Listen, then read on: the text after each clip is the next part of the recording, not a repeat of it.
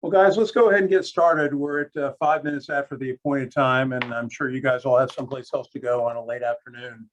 Um, Welcome to the first of our virtual presentations for the current academic year. We're really excited that you can be with us.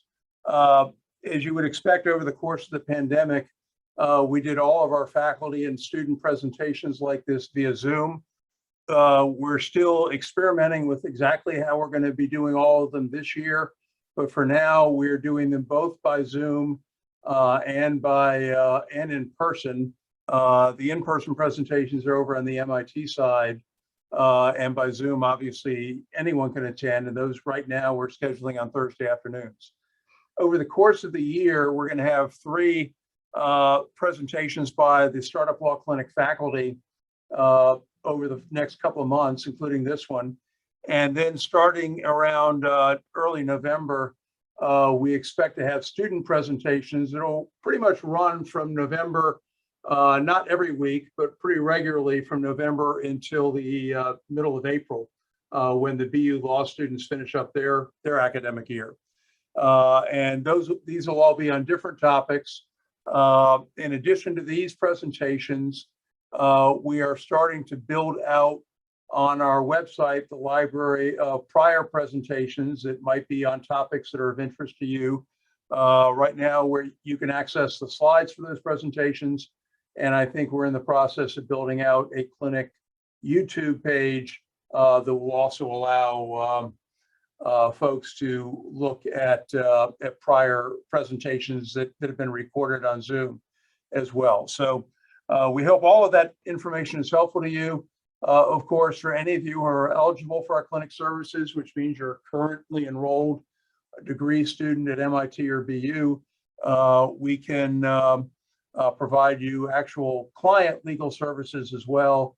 And the way to access those is to go to our website, fill out the questionnaire, and then we go from there. So feel free to do that if that's appropriate at some time while you're eligible. For this presentation, if you want to just throw questions in the chat, that might be the easiest way. And if Sam and I see those as we're talking, then we might ask them of each other, or we might see them ourselves and ask them while we're going through the slides and try to catch some of your questions while we're talking about the topic that they relate to. So thanks for hanging with us on this. So today, Sam and I are going to talk about some of the top 10 things we see that startup companies have a risk of screwing up on as they're getting launched. And a lot of the things that we talk about today are things that we just want you to be aware of and look out for as you form your company, as you get advice about what you ought to do. We know you're getting advice from a lot of different places, and we want to make sure you're thinking through all these issues.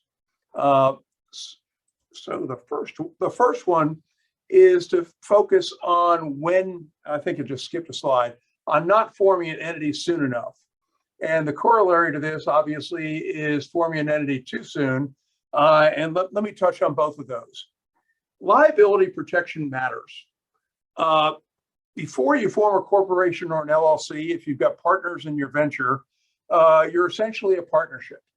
And by being a partnership, that means that you are personally liable for everything that your company does. You're liable for any contract that you sign with somebody. You're liable if somebody driving, the company car, and I'll put that in quotation marks, hits somebody in the street. You're liable for providing bad advice to your customers, or providing a bad product to your customers, or a bad service to your customers. You're liable if your website gets hacked and their personal data gets accessed. So we want you to make sure that before you were actually out there, beyond the alpha or beta phase and providing services and products to people, that you're thinking about the possibility that you don't want to be personally liable, and you're getting an entity formed in time to have that entity in place when you get out there and you're dealing with the general public. So, a lot of students might say, well, that doesn't really matter. Hey, I'm a student. I don't have any assets that they can get anyway. So the liability thing doesn't matter to me. Here's the problem with that theory. In Massachusetts, if somebody gets a judgment against you, it's good for 20 years. And so, and you're going to have similar rules if you've got customers in other states or clients in other states. So even if you're poor now, certainly you probably aspire not to be that way in 15 or 20 years. And so, taking a risk now just doesn't make any sense. If for a few $100s, you can go form a company and eliminate some of that risk. Problem number two, or risk number two, choosing the wrong kind of entity. Your basic choices are these. If you don't have any partners and you're out there without forming an entity, you're a sole proprietorship. And like a partnership, you're liable for anything. A partnership is when there are two or more of you and you haven't gone and actually filed paperwork to form an entity that gives you limited liability. And your basic other choices are corporations and LLCs. There are also variants where you might have some sort of social benefit entity that you're thinking about, or a nonprofit entity that you're thinking about. The clinic can talk to you about those, and we're happy to explain those to you. That's not the focus of today's presentation. Here are the things you ought to think about when you're deciding between an LLC or a corporation. First, there are tax differences. An LLC is like a partnership. It's what we call a pass-through company. And in a pass-through company, the company doesn't pay its own taxes. The company actually tells you what your proportionate share of the income and losses are, and then you have to pay taxes on your proportionate share, which means you pay tax essentially once. In a corporation, the entity, the company, is the taxpayer, and if the company pays you dividends, then you have your own taxes that you've got to pay that pay on the dividend that you received. And what's essentially happening there is that there's double taxation. You're paying tax at two different levels. And so that's something that people in the past have tended not to want. We tend to think that for student startups coming out of MIT and BU, that's not a big consideration because you're probably not making enough money that you're going to be paying your corporate shareholders dividends, but it is something to be aware of. One advantage potentially of having an entity that is a pass-through entity like an LLC is that you personally would get to use your proportionate share of the typical startup losses that startup companies have. If you have a corporation, on the other hand, the company's eventually going to be able to use those losses if it ever becomes profitable, because those losses carry forward. It can be used in your later profitable years, but they don't pass through to the individual owner, so you can't use them to shelter your personal income. So that's a consideration. However, here's the flip side. Venture capital and private equity investors don't tend to like pass-through entities. The reason why is complicated. It really goes to the fact that those kinds of funds tend to have nonprofit and foundation kinds of investors that don't want to get business income passed through to them, at least not until the investment gets liquidated. And so they don't like pass-through entities. And so a lot of those funds have rules that say, we won't invest in an LLC. On the other hand, they're very comfortable investing in a C corporation, which is a corporation that doesn't have pass-through income. And so they might require, before they'll invest in you, that you be a Delaware C Corp. So that's an argument for why you might want to be a C corporation. We also tend to tell clients that although it's a little more complicated in an LLC, that we can do whatever you want to do with equity incentive compensation. And so that's not really a decision point, even though you might hear it's easier to do stock options in a corporation than the equivalent thing over an LLC. We can make it work for you. It's just a little bit more complicated for us to draft. So the real decision point here is, how do you want to handle the tax? And do you want to be able to use the losses? And on the other hand, how soon do you think you're going to get outside investors so that a C corporation is what you're really going to need? So, you know what if you make the wrong choice starting out? We actually got this question from almost half of the companies that we did client interviews with over at MIT last week. Well, you might have to convert the company sooner than you expected because you've got a potential investor who says, nope, I won't invest in an LLC. That's not a problem. It's also not a problem, frankly, to convert you from an LLC to a corporation, because that's a fairly simple process that the clinic or any lawyer ought to be able to handle for you.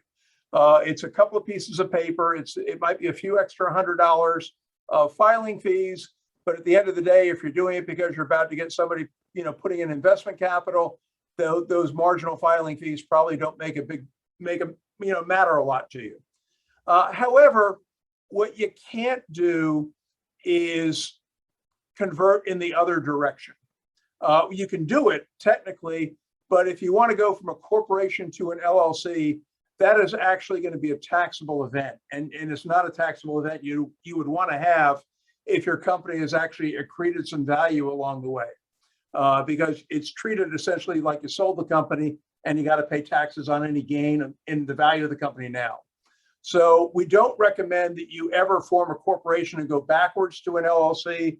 It's pretty common that we see clients that start out as an LLC for a year or so and come back later and say, you know what, we're having great success. We've got an investor that wants to talk to us. We know we need to become a corporation. Can you handle that? And that's okay. What are the other downsides of making the quote wrong choice? You could either end up paying unnecessary double tax if you end up paying yourself dividends. You could lose the ability to use those initial startup losses if your corporation never becomes profitable and you don't get to use the losses, whereas you could have used them to offset some of your personal income otherwise. And then a problem we just like to warn clients about: if you start out with an LLC, because of pass-through taxation, you could end up in a situation where you're having to pay tax on your share of the company's income, even though the company doesn't give you actual cash to pay the taxes with. That's something we can solve for you by drafting for it, but it's something you ought to be aware of as sort of a feature of being in an LLC or other pass-through tax company. Which leads me to issue number 3. Startup companies sometimes get in trouble because they don't pay attention to their basic tax obligations. What kind of taxes do I mean? Well, as I mentioned a minute ago, the effective pass-through taxation. If you're getting a share of income that's going to cause you to have to pay taxes, you got to pay attention to all that. The company has to issue a form to you every year, sort of like the partnership tax equivalent of a W-2 form, that tells you what your share of everything is, and then you got to report that on your tax return. The big one that trips companies up is not paying employment taxes on time to the IRS and state government. Hey, if you have employees and if you're lucky enough to have any money, you can actually pay your employees something, which we're going to come to when Sam talks about having to pay employees in a few minutes, and you've withheld that from their paycheck. You know what? It's not your money. It's what you withhold, as well as the employer share of things like Social Security and Medicare taxes. That's not your money. It was your employee's money. It's the employer share of an employer obligation, but it's money that belongs to the IRS or the state tax agency. So pay it over. Don't see it in your bank account and think you've got extra cash to spend, because you got to pay it over, and you probably have to pay it over pretty quickly, after the employee's payday. The other thing we find is, clients don't understand that when they're a partner in a partnership, which includes being a member of an LLC, which for tax purposes is treated like a partnership, they're not actually an employee. They are self-employed by the LLC. And what that means is nobody is going to take taxes out of whatever the company pays them, because that's the founder's job, right? You're a partner in that company. You've got to figure out what your own personal tax obligations are.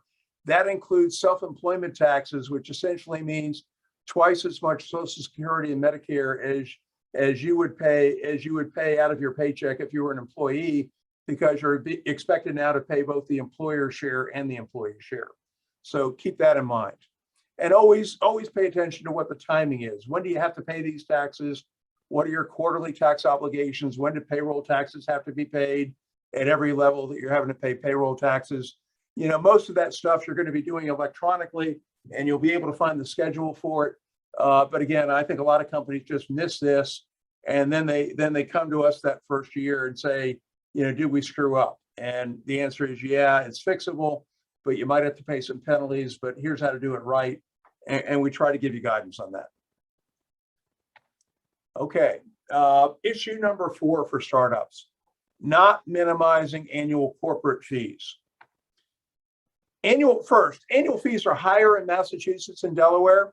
So a lot of our clients say, well, let's just form in Delaware if they have a lower fee. That doesn't necessarily solve your problem, because technically, if you're doing business in Massachusetts, you ought to be registering to do business here, even if you formed a company in Delaware, which means you got to pay both fees. That doesn't mean you shouldn't go to Delaware. It just means that there may be you shouldn't be choosing your state based on the lowest filing fees. But here's the real issue. Your initial filing fees in Delaware, just for what you're paying the state, can range, from $275 on up, and then your annual fees can essentially be in the same range. If you have a lot of shares in your company, you can get your fees down to about $400 a year in Delaware. If you have a relatively lower number, you can get it down to like $275, and that's great. But what happens is a lot of clients come in and say, you know what, we've been told we ought to have 10 million shares at the beginning, but the client only has 2 or 3 people, and they don't have any immediate plans to go and bring a bunch of investors in. But they've been told somewhere, they've read somewhere that 10 million is the standard. Here's what happens if you start out with 10 million shares.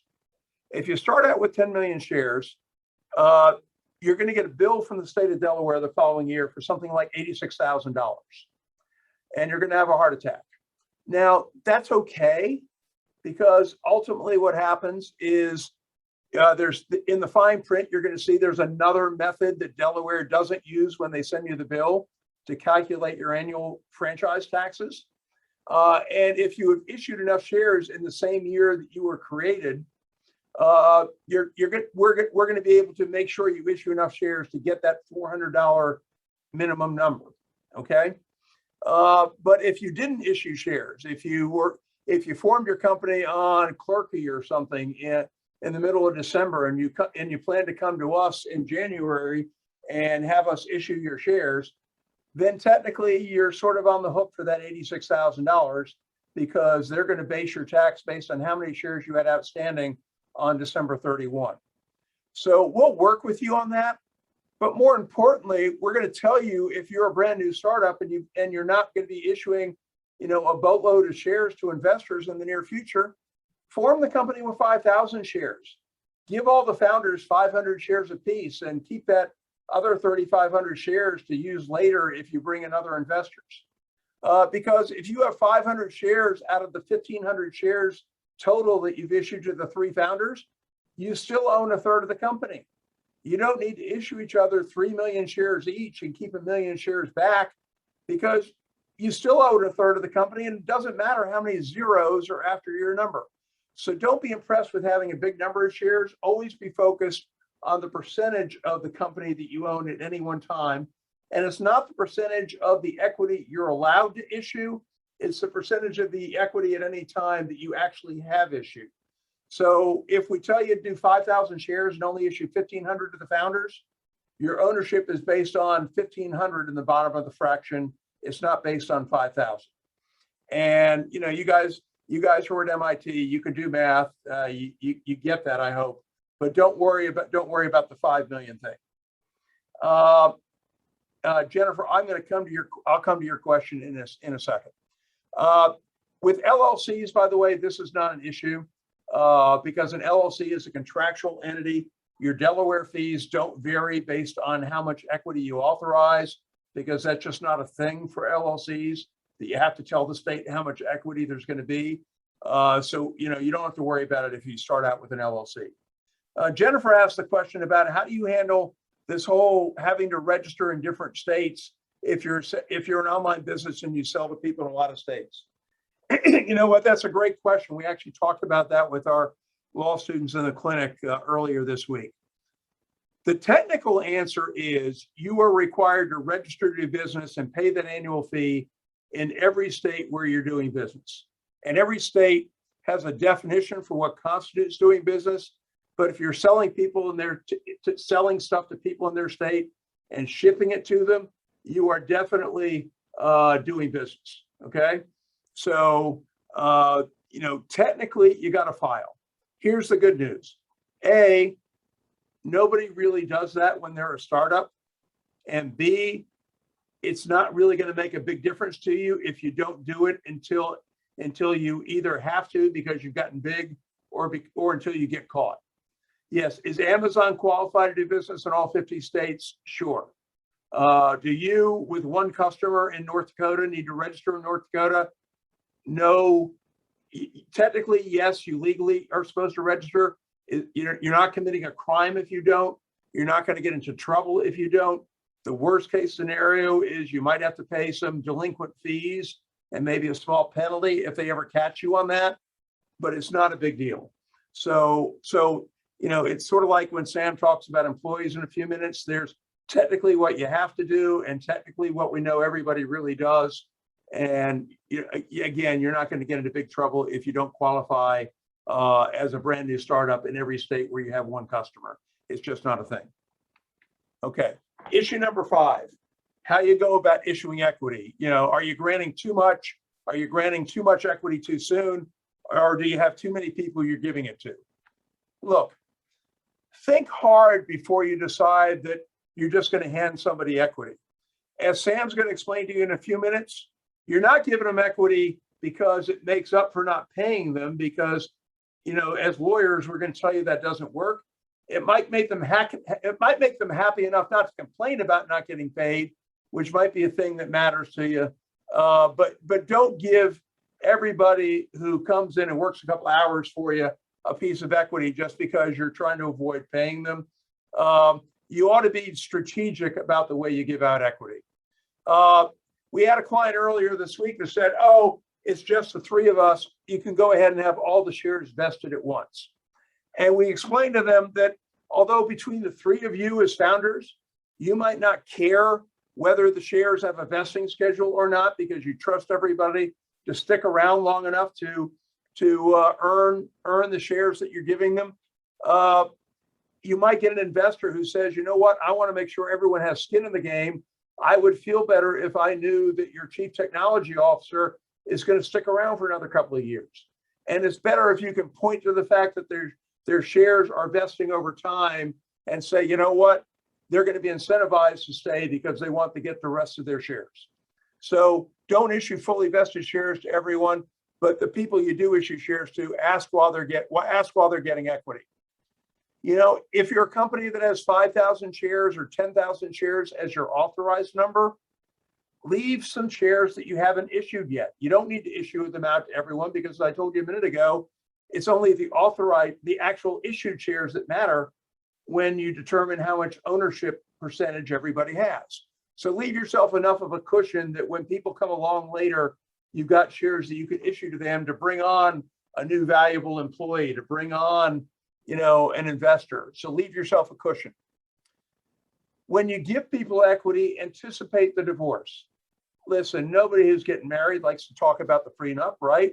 It's uncomfortable. You don't want to talk about what we're not going to do and how bad it might get. You want to talk about how we're going to be a roaring success and how everyone's going to stay here forever and we're all going to be happy.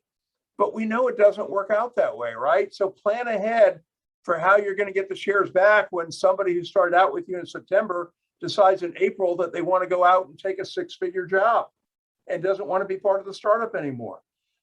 Anticipate the fact that you might decide to kick them out because they're not doing the work you thought that you thought they were going to do. So anticipate the divorce and work with whatever legal help you're getting to plan how you can claw that equity back in some way. If it's unvested equity, getting it back for a nominal payment, or if it's vested equity, coming up with some agreed formula that's going to allow you to buy the stock back. And don't promise people that they're going to own, 25% of the company forever. People would rather own 10% of Amazon than own 5% of your than own 30% of your startup. So, don't worry about dilution unless it actually reduces the value of what people are going to own. And don't fall to the temptation of going out and hiring somebody who says they're a broker or finder and they're going to go find you a bunch of investors. But in order to get them to do that, you got to give them a piece of equity. A lot of those people are unlicensed and they're not necessarily going to have success. And you don't want to tie equity up with people who weren't licensed to go out and help you raise money. And then finally, before I turn it over to Sam, there's this magical thing called an 83B election, but screwing up and not filing this election can be a BFD. Why does it matter? Okay, here's the deal with 83B. If you issue somebody stock that's going to vest over time, restricted stock, and it's going to vest over 4 years, then the normal tax treatment for that would be every time stock vests. And if you have a monthly vesting schedule, I do literally mean every month. Every month, whenever that stock vests, you have a taxable event. And the person who holds the stock should be looking at the stock and saying, is it worth more than it was when I got it when we were a brand new startup? And if the answer is yes, they're supposed to pay tax on whatever the gain was on that vesting date. A, that's an administrative nightmare, right? It's just a pain in the butt to do. But B, it takes away a lot of the value of investing in a company and being a founder in a company that is a startup by making people pay taxes on a big chunk of the gain that they've worked in the company to make happen. And so the IRS has this magical thing called an 83B election. And if you've got stock that is vesting over time, you can file this form with the IRS within 30 days after you initially get the grant of the stock and essentially say to the IRS, hey, IRS, I paid a total of $10 for this stock. And because we're a brand new company and we're worth nothing other than the $10 that everyone's putting in, it was worth $10 when I paid for it. Therefore, I have a tax gain of $0 right now because I paid exactly what it was worth, $10. And then every time there's vesting in the future, you don't have to pay that tax on the appreciation because essentially you get to use the higher valuation at those dates as your new basis on the stock when that stock vests. That gets more complicated. Talking about basis is more complicated than I want to be in talking about tax today, but just take it for granted that that's a huge deal to be able to get that treatment on tax, because in the future you're only going to pay tax on the difference between what it was worth on the vesting date and when you sell it, instead of what it was worth when it was worth $0 and you sell it. All right, Sam. Okay, Jim, are you happy to be my clicker? Yeah, I'll move the slides. Okay, thank you. All right, so number 7, not paying your employees. Jim, please. Thank you. All right, so as of now in Massachusetts, any employee is owed a minimum wage of $13.50 an hour, and that is on its way up to $15 by 2023, so very soon.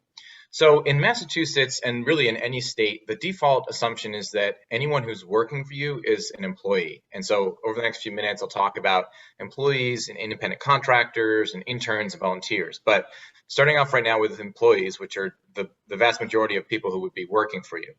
So every employee is owed minimum wage. For a for-profit company, there is no such thing as a volunteer. We have a lot of clients that come to us and say, hey, we have some volunteers working for us, and it's a for-profit company, and we have to tell them, unfortunately, that's just not something that is possible with a for-profit company.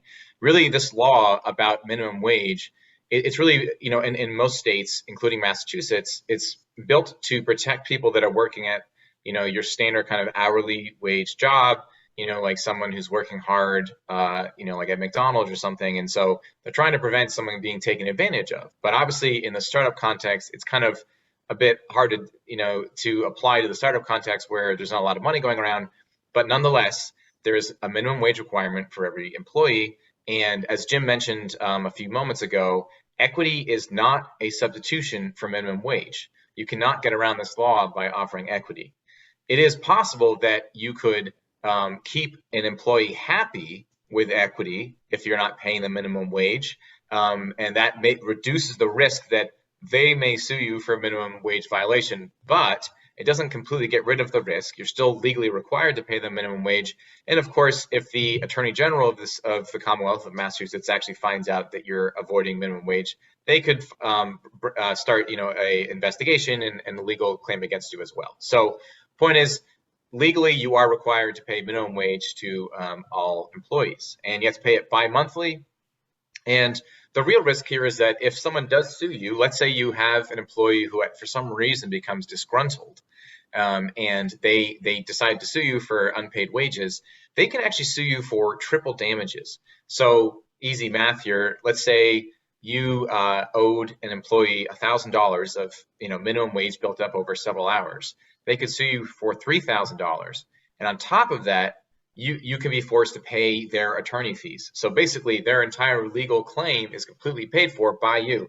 So all of a sudden, you owed an employee $1,000, and turns out in the end you had to pay them like $5,000 or more.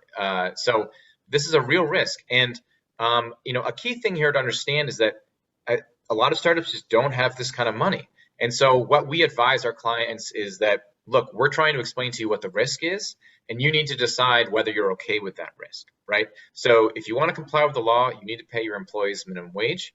If you make the decision to not pay minimum wage, you need to understand what that risk is. And again, the risk is paying a lot more than you owed in the first place. And you can have individual liability here, not just your company. So this is something just to keep in mind if you want to start increasing your team size. And so another thing we say is don't unnecessarily increase your team size. Some clients come to us and say, we have like 6 people who are working for us and they're just kind of our minions and doing whatever we tell them. And our response is, well, one, we give them this information, but also, do you really need that many people? Try to keep it a small core group of people who maybe are, co-founders until you really feel like you have the money and the means to increase your team.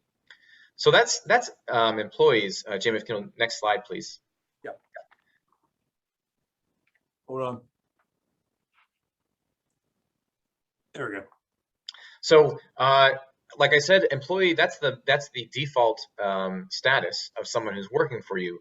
But if someone is an independent contractor under the law, you do not owe them minimum wage. So it's great if you can have independent contractors, but the key thing to understand is that you can't just say someone is an independent contractor. It really depends on what they're actually doing and whether that fits into the legal definition of an independent contractor. So in Massachusetts, an individual worker is considered an employee unless all 3 of the following conditions are met, in which case they would be independent contractor. So first factor or condition is that the individual must be free from control. So let's take an example of you hiring someone to build your website. So this is someone who you're going to tell them what you want the website to look like, and you'll give them your specs and say, I want it to have this functionality and look like this and have this kind of user interface. But you're not kind of breathing over the neck of that person. You're hiring them to build it. You tell them what the result looks like, but they're going to go off and do it on their own, and and they'll come back in 2 weeks or whatever your contract says. Say, here's what it looks like. What do you think? So you're not telling them every little bit of their work.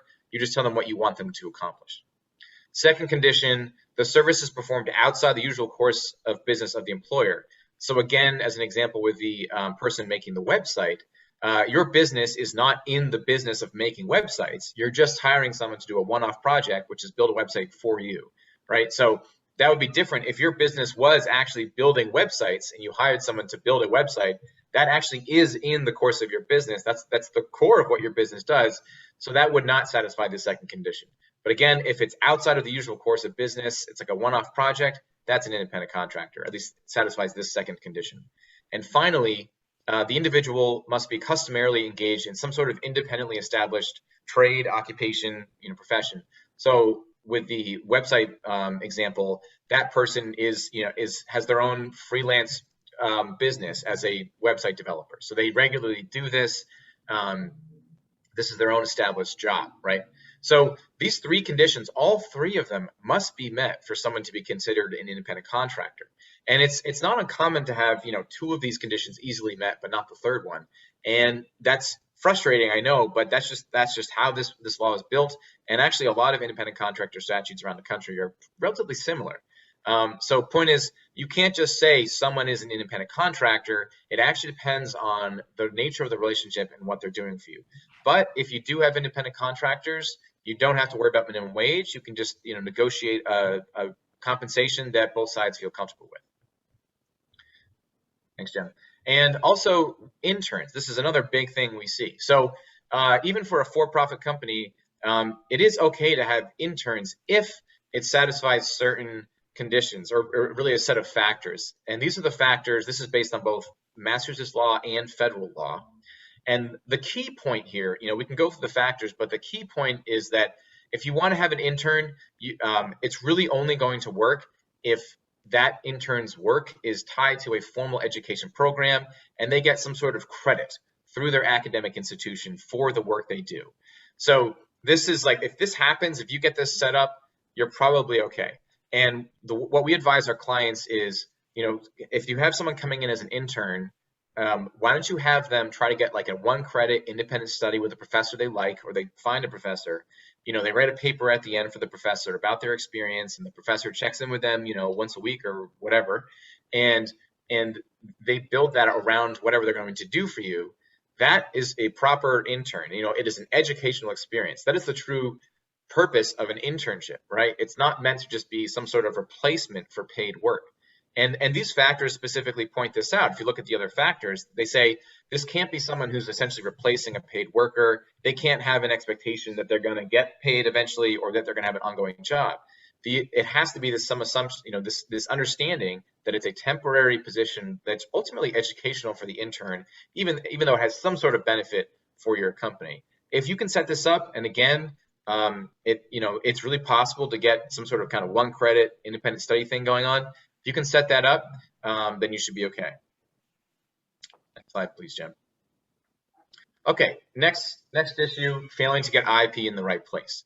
So before I really kind of jump into that, just want to, for those of you who haven't really thought about IP in a while or ever, here's just a quick breakdown of the 4 key types of intellectual property.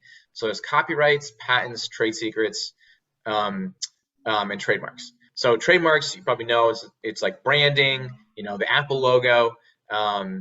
Copyright is typically more relevant to the arts and writing. Or if you have any kind of visual works on your website, or you're selling something, but it can also be software.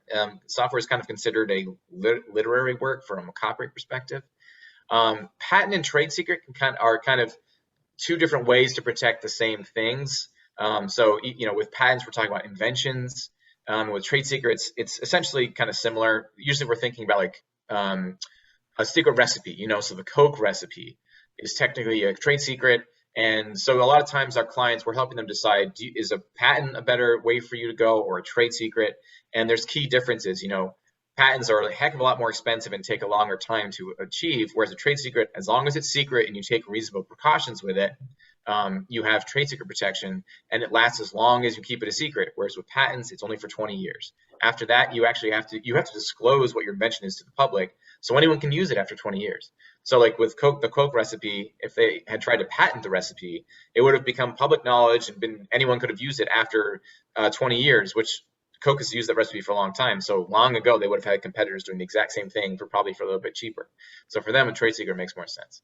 So these are the 4 key ways to protect, or types of IP. And if you come to the clinic, we can help you think about the best ways to protect whatever it is you're working on.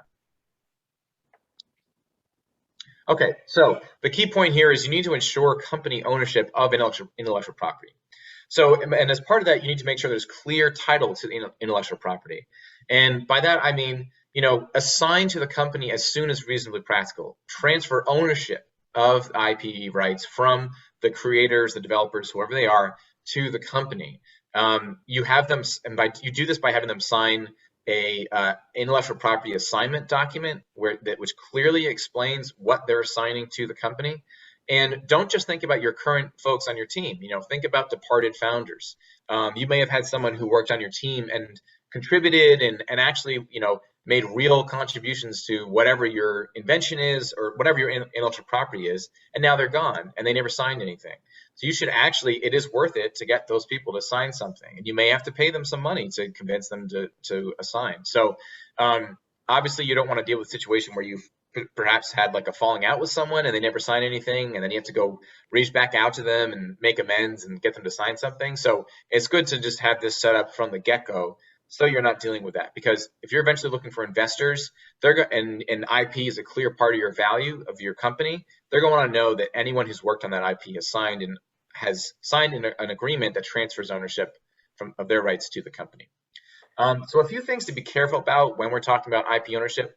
The first is class work. So a lot of you are students, and you might be in a class that's like an entrepreneurship class where you actually brainstorm business ideas with various people in the class. You might have teams, and you break out, and then you come together and get feedback from the whole class.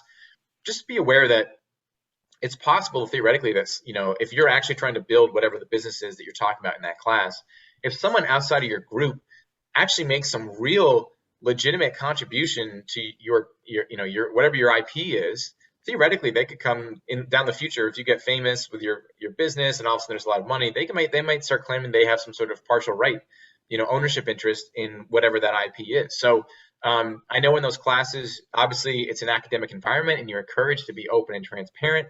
And there are, maybe the professor says everyone agrees to not sue each other, but I mean, who knows, like that agreement is probably not enforceable, and you just never know what's going to happen. So just be very careful about those classes where everyone is kind of just sharing ideas. Second, an overbroad outbound license. If you're going to actually grant a license to someone else, let someone else use your intellectual property, you need to make sure that the way the license is written is very clear and it's limited. People sometimes accidentally grant overbroad rights. So they might just say, sure, you can use my IP, but they don't say like for the duration, is there a limit on duration? Are there only specific things you can do with that IP? Like you can only use it internally, you can only share it with certain people, you can't compete. You could have all these kinds of different restrictions that are really important. And if you give that away with an overbroad license, that could really hurt your business model going forward. And the final key thing here is university ownership. Next slide, please, Jim, which explains that a bit more.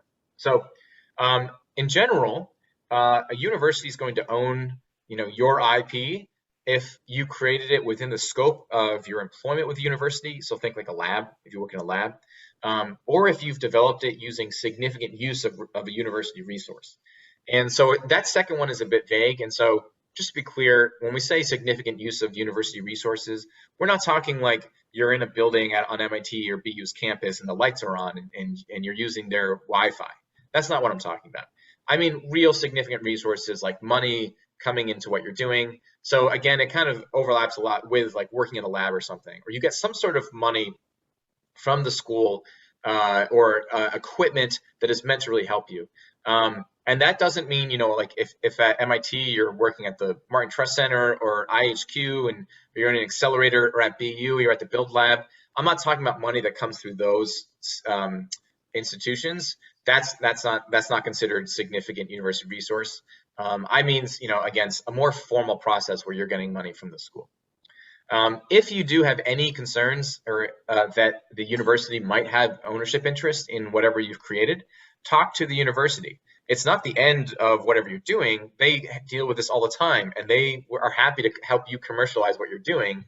But what's going to happen is they will license the IP back to you, and then you pay them a royalty, and everyone's happy. You pay the university some small percentage of money you make off of that IP. Maybe they get a little bit of equity in your company, and then you have the right to commercialize it exclusively. That's a very common situation. And at MIT, you go to the technology licensing office, and at BU, you go to the tech development office. They'll talk to you about the process to set that up. Next slide, please, Jim. Okay, so number 9, over-disclosing your idea and missing deadlines. So this is not just a bad business move. This is relevant to IP protection again. So I'm really focusing here on patent protection. So if you have an invention that you think might be patentable, or you're interested in figuring out if it's patentable, this is something you need to understand.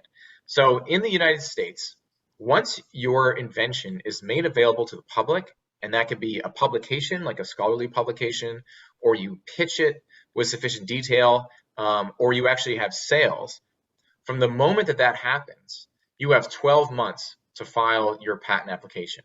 If you do not file within those 12 months, then your prior disclosures makes your invention prior art, and you can't essentially pull it back from the public and all of a sudden say you have a patent on it.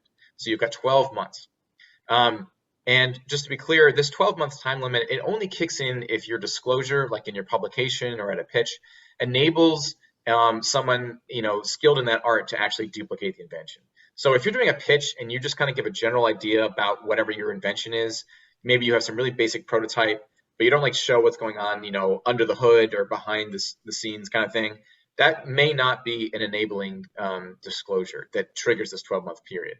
But if you're ever unsure, let us know and we can refer you to a patent specialist who can give you a bit more thoughts on whether whatever you're thinking of could be a public disclosure. Sorry, Jim, not quite yet.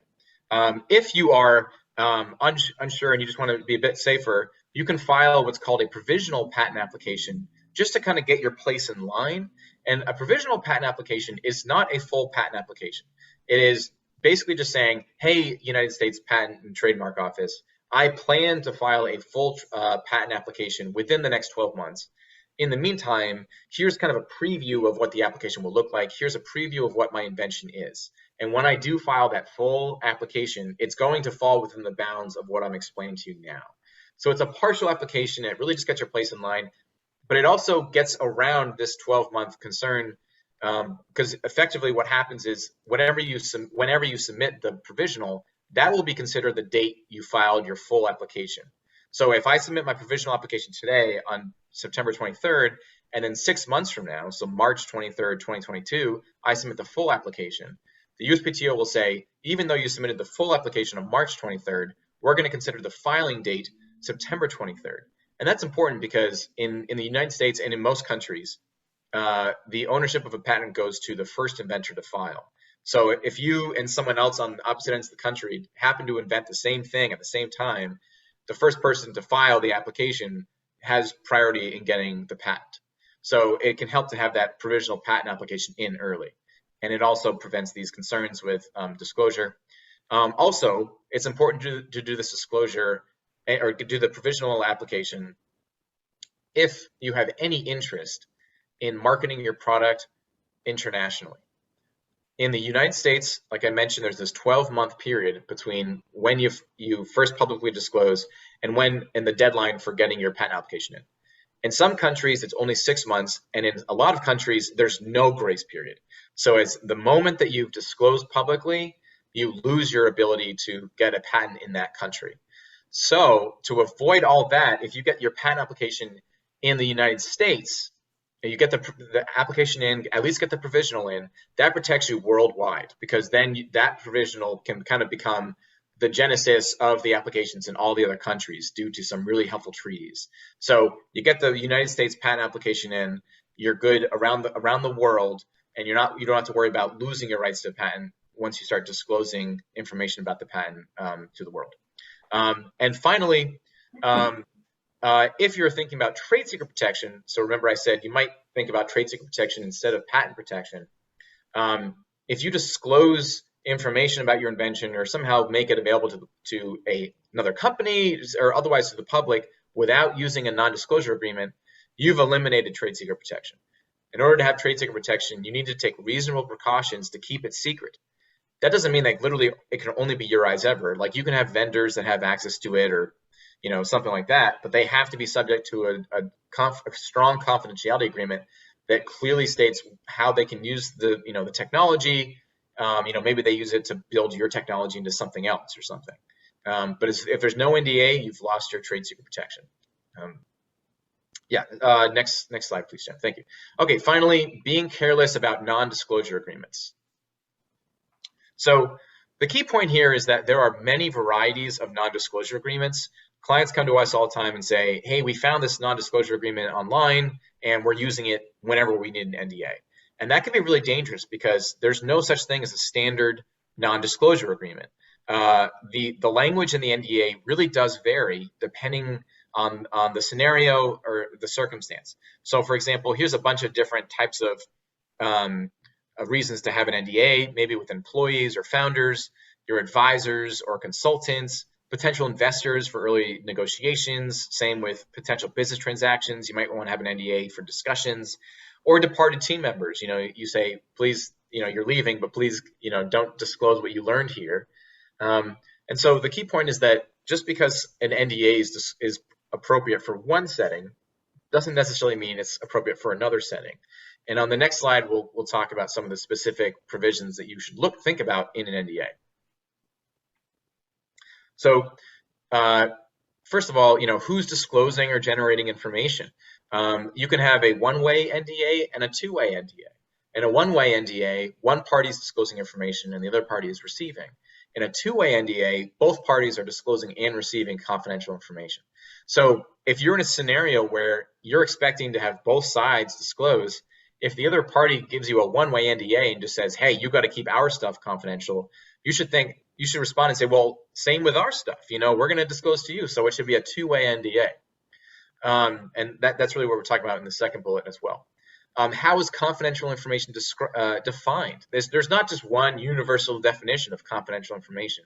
In the contract, they can have a really broad definition of confidential information or a really narrow one. And your interest in whether it's broad or narrow may depend on whether you're a discloser or recipient. If you're receiving confidential information, it's easier for you if the definition of confidential information is narrower. But if you're a discloser, you might want it to be broader. Sometimes NDAs will say exactly what the recipient can do with the information, and it's good to say, the purpose of this NDA is to, negotiate a potential business transaction or something. So just be careful about having language in there about broad rights to use the information that go beyond the real purpose. Is there an IP assignment hidden in the NDA? So a lot of people kind of casually use the term NDA, non-disclosure agreement, to refer to a couple different things. First of all, simply a non-disclosure agreement, confidentiality obligations, but sometimes they also use it to explain an IP assignment and the transfer of ownership and intellectual property rights. So when someone says, hey, I want you to sign an NDA, you should be thinking, are they really meaning like truly just a confidentiality agreement? Or are they actually referring to like an NDA and an IP assignment?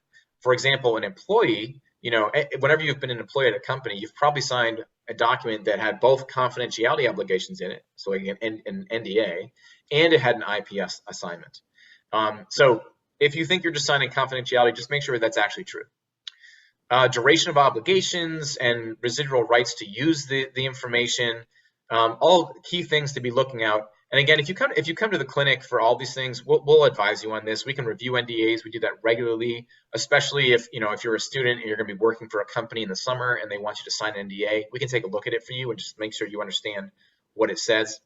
To that point, the final bullet here, non-competes and non-solicits. So in Massachusetts, non-competes, post-termination non-competes, so an obligation to not compete with a company after you leave, they are enforceable, but the law is rather restrictive. So in Massachusetts, for a post-termination non-compete, if you're a student, if you're going back to school after you did the work, so like you worked at a company for the summer and then you're going back to school, they cannot enforce a post-termination non-compete against you. That is written explicitly into the law. You can't enforce a non-compete against a student. If you're not a student, like if you're about to graduate and then you're going to work for a company, for a year or two, and then there's going to be a non-compete, post-termination non-compete in the agreement, and you're a Massachusetts resident, the law says, yes, that non-compete can be enforceable if it's reasonable, and it has which means it can't be more than a year, and it has to be, reasonable in scope based on whatever your job was, and the company has to pay you what's called garden leave, and basically what that means is that they need to pay you either 50% of what your salary was in the time leading up to your end of termination of your relationship, or some other mutually agreeable consideration. So they have to actually compensate you for the time that you were agreeing not to compete with them. So that's really restrictive in Massachusetts. California completely outlaws post-termination non-competes. So just be mindful, whatever state you reside in, there may be laws there that protect you against a really onerous and harsh non-compete law. And next slide, Jim. Oh yeah, you know, those are the key things we want you all to know about. And as Jim mentioned, if you're a current student at BU or MIT, you're eligible to come talk to us and we can provide advice on whatever your venture is or your ideas. Here's our website address. You can go there to learn more about our clinic and to submit an intake form so that we can get the process started to work with you. Yeah, but we'd love to answer any questions you may have right now.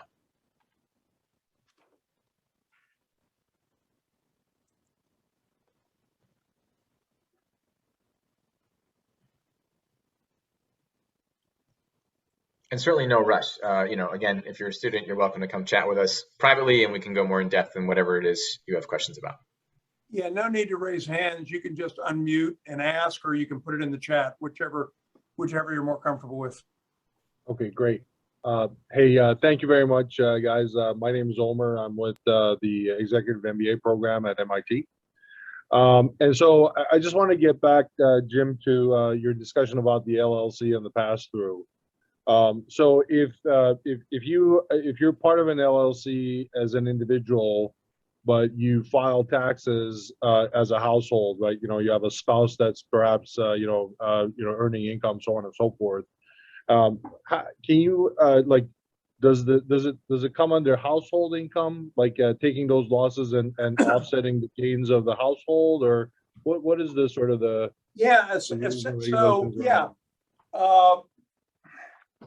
So you're going to get what's called a K-1, and you're going to be, and those the income, the losses, the tax deductions, the tax credits will all flow through proportionately to you. And if you file a joint return, that would mean you would be able to claim those. I mean, for obviously most of our students who are not at Sloan or not executive MBAs at Sloan, you know, it might not be a big factor for them, but we're certainly aware that for EMBA students and maybe for a lot of other Sloan students too, the fact that they can shelter some of their family's income by deducting the expenses that are related to the startup business in the early years would be a valuable thing. So, okay, all right, thank you. That being said, that's about as intense tax advice as we're willing to give out of the clinic, because we're just not tax lawyers. Yeah, I don't understand. Hey, just a real quick follow-up question. Will you make these slides available by any chance to the folks that registered? Yes, they'll actually be up on our website. I'm surprised they're slightly different than last year's, but not materially different. I don't know if last year's are on there or not, but we'll get them up on the website. It may not be. We've got a brand new admin person working for us, so it may not be tomorrow morning, but they'll be up there. That's fine. Thank you. Sam, you want to take the FDA question? Yes. So our sibling clinic, the Technology Law Clinic, they actually do some kind of introductory guidance on FDA compliance, and so if you're interested in getting that kind of regulatory guidance, I recommend checking them out. If you go to our website, we have a link on the homepage right to the Technology Law Clinic. But what they would do is they'd have an initial conversation with you and just give you some basic guidance on FDA. And then if you have some real, if it turns out that you really do need some true FDA guidance, they would try to help refer you to a local firm that specializes in that kind of work.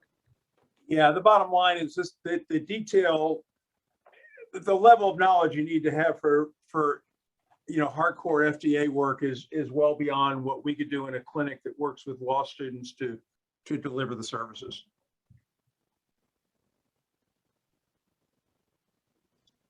Any other questions?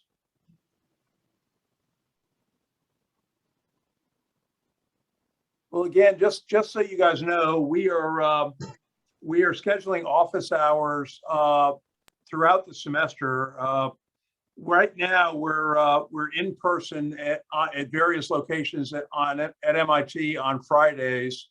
We were at the Martin Trust Center yesterday. I think we're in the Stratton Student Center tomorrow. And we're also going to be having some of our office hours, I think, including next week, over at the new IHQ building. So we're moving around a little more this year than we have in prior years, but right now we're there on Fridays, and we're also doing virtual hours scheduled at mutually convenient times during the week.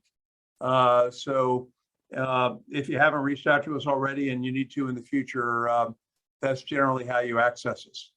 And Kava, you got your hand up. Yeah, sorry. I missed the very beginning of the presentation. Is the services you provide, are they able to like replace some formal legal services, or is this more just like a sounding board? No, we are lawyers, and our students are law students working under our supervision.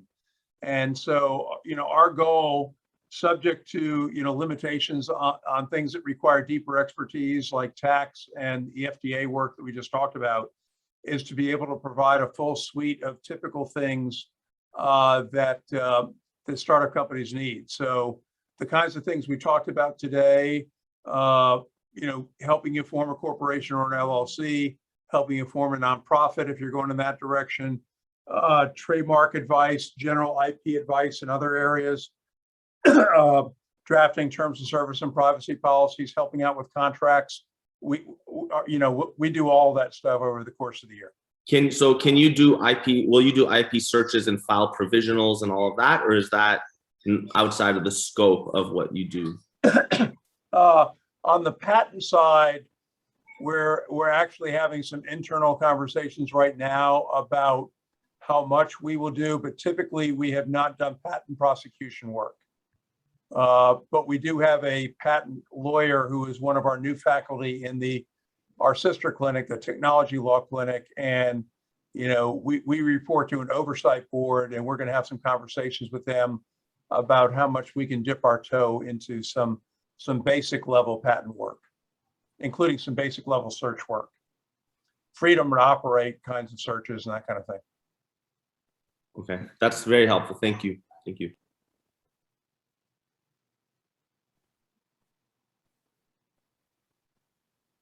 Okay. If there are no other questions, we really appreciate you guys joining us today. I don't know where you got the information about today's program, but we're going to be putting that out earlier than we did this week for the future programs. So you'll have a little bit more notice, and you can certainly contact us from the clinic website as well if you want to be added to our email list to make sure you get direct notification of any of these things if you're not already